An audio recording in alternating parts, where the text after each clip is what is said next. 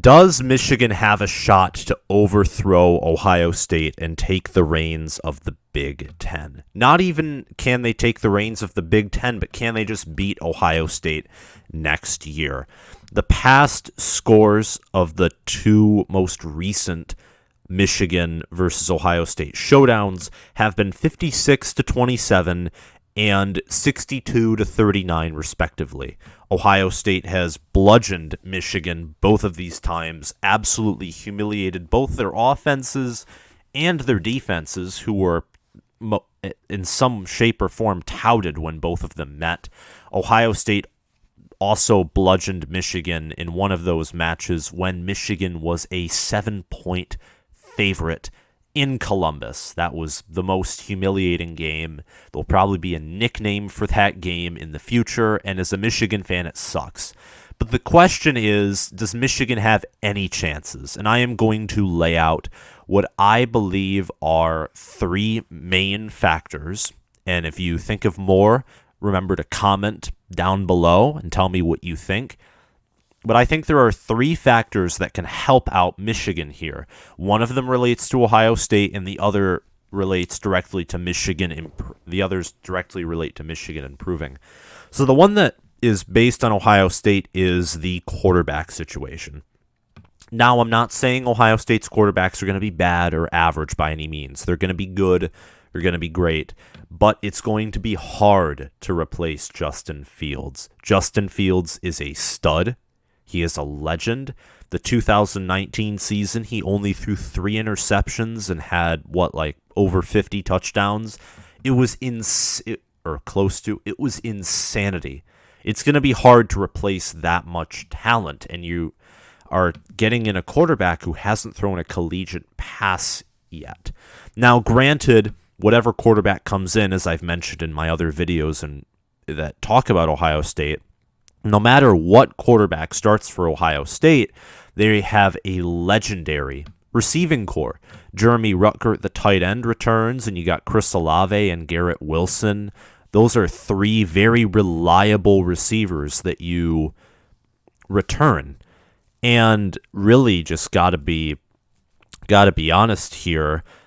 Michigan's defense is probably, regardless of how good they are, it'll be very hard for them to match up against Ohio State's offense next year. And before I get into Michigan's other 2 advantages, in order for Michigan to have a true shot, their offense has to be good enough to where it can overpower Ohio State's defense. But back to the other 2 points before I get too off topic. The one that relates to Michigan is home field advantage. Now, yes, Michigan's big house is known as a massive opera house because it's very quiet. The stadium isn't built to hold noise at all compared to Ohio State Stadium and Penn State Stadium, but still the large crowd of 100,000 plus people is always helpful. And even though for the past few games Ohio State fans do crowd the stadium, this year, people just want to get back into watching games in person, especially with last year's COVID pandemic.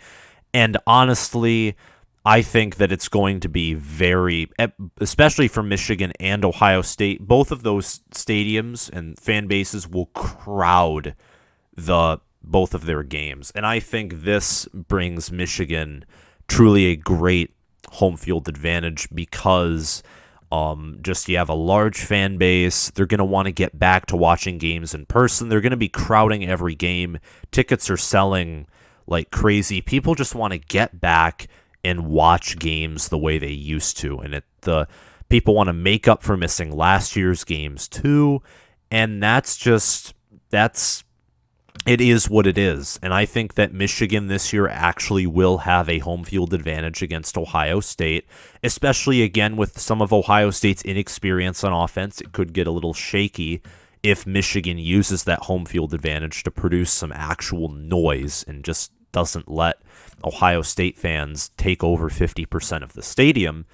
So it's kind of hopeful. That point has a little bit too much of hopefulness in it and not as much fact. But I do believe that's what's going to happen here. Now, a fact that does support Michigan's case is the insane amount of defensive production that returns. You return easily 75% of the defense back.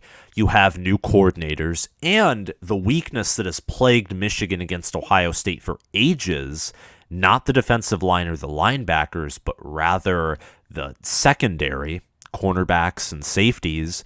You got really an elite position coach for those in Steve Clinkscale, and you have Mike McDonald. They're going to be running some more zone, and zone for Michigan will be very helpful against Ohio State because the man-to-man coverage that Don Brown did, you cannot do man-to-man coverage against teams that have a far more talented offense than you do defense. And Ohio State has the talent edge here. It's not by an astronomical amount like some Michigan fans like to believe in order to excuse the loses away, but it's big enough to where man-to-man coverage is suicide. And Dwayne Haskins exposed that. Justin Fields exposed that. And really, I'm excited for the zone. And seeing how Mike McDonald and Steve Clinkscale, when they were position coaches, led their positions in respective categories, I'm really excited for this Michigan defense. The offense we'll get to a little bit later, and I think that could be a reason for Ohio State to win. But really, I just got to be honest here. The defense for Michigan is going to be, I think they're going to be really good this year. I think they're going to be loaded. They'll be one of the best defenses in the country and the Big Ten, especially their secondary. And I think that, combined with Ohio State's maybe some inexperience at QB, there's finally the potential that Michigan could actually have a positive turnover margin in this rivalry game. But to segue in to what I think the reality is, because this was hypothetical, this was, can Michigan do it? And I supported the reasons for why they can. Here's the reasons why they can't. The reasons why they can't are back to Ohio State, their wide receiver core, their receiving core, period, and their running back room and their O-line returning production is crazy. It's absolutely insane. Ohio State's going to have one of the better O-lines next year. Their quarterback is likely to be good or above average at minimum, great to elite at maximum. Ryan Day has made that pretty clear in his tenure at Ohio State as offensive coordinator and head coach. Again, you return Garrett Wilson, Chris Olave, Jeremy Ruckert. They'll be hard to stop, and at some point they will likely wear down Michigan's defense, and that will in turn require Michigan's offense to do something. And that's the problem. Michigan's offense returns the same OC. We're going to be likely starting Cade McNamara, and I would prefer Bowman or McCarthy, but I'm thinking so far the direction everything's going in, we're going to start McNamara, and I don't think that will end well. You also got to remember that Michigan doesn't really return much offensive starters. I constantly get conflicting reports, and because the transfer portal, I think we only have one returning starter, and I believe that is depending on we just don't have many, and it depends if you count Cade as a starter or if you count Hassan Haskins as a starter. I think Ronnie Bell's a definite returning starter, but the other two were behind people that transferred out. Cade was behind Joe Milton. Haskins was behind Charbonnet, and both of them transferred out. Michigan's offense is a mess. The defense I'm looking forward to, but the offense has to figure it out if Ohio State is going to be beaten. And I don't think the offense, despite that I think it will improve because I think last year was the bottoming out point, it won't be enough to beat Ohio State. And that's another problem. Michigan, in order to beat Ohio State, has to have a competent offense. They have to play their A-plus game, and they have to have crowd noise. They have to play their A-plus game, and they have to basically, Ohio State needs to have at least a quarterback who isn't elite. That's the only way Michigan can beat Ohio State this year. Ohio State's recruiting at such a high level. They have good wide receivers. They're developing. Offense is the name of the game, and even though I think Michigan's defense next year will be superior to Ohio State's defense, defense doesn't win games anymore. This isn't Mark D'Antonio in 2013, 2014, 2015. This isn't Trestle ball. This isn't where Ohio State would, with their defensive might, bludgeon Michigan in the early 2000s. This is offense. And this is what Jim Harbaugh isn't good at. He isn't good at offense. He's good at defense. The coordinators defensively, I think Michigan has very elite defensive coaches.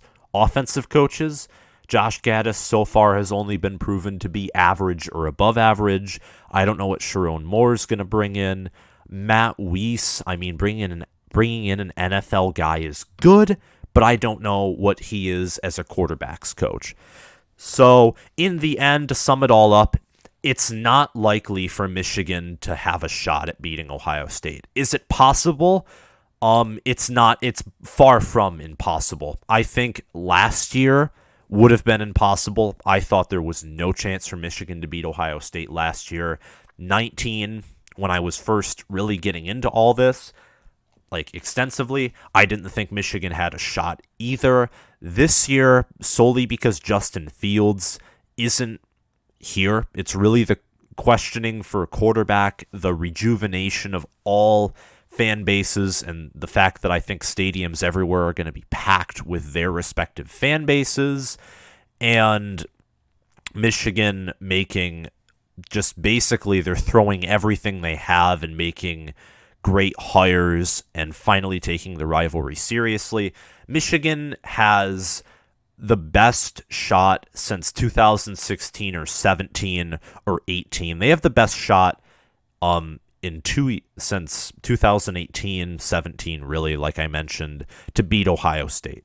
But it's unlikely, and if you had to ask me right now who's going to win, I'd immediately say Ohio State's going to win by, at minimum, probably a touchdown, at most a few touchdowns, like 3-4, because I'm used to the blowouts as a Michigan fan. But that's all I have to say. That's just my predictions. My Big Ten prediction video, speaking of predictions, that's coming out really soon. You should check that out.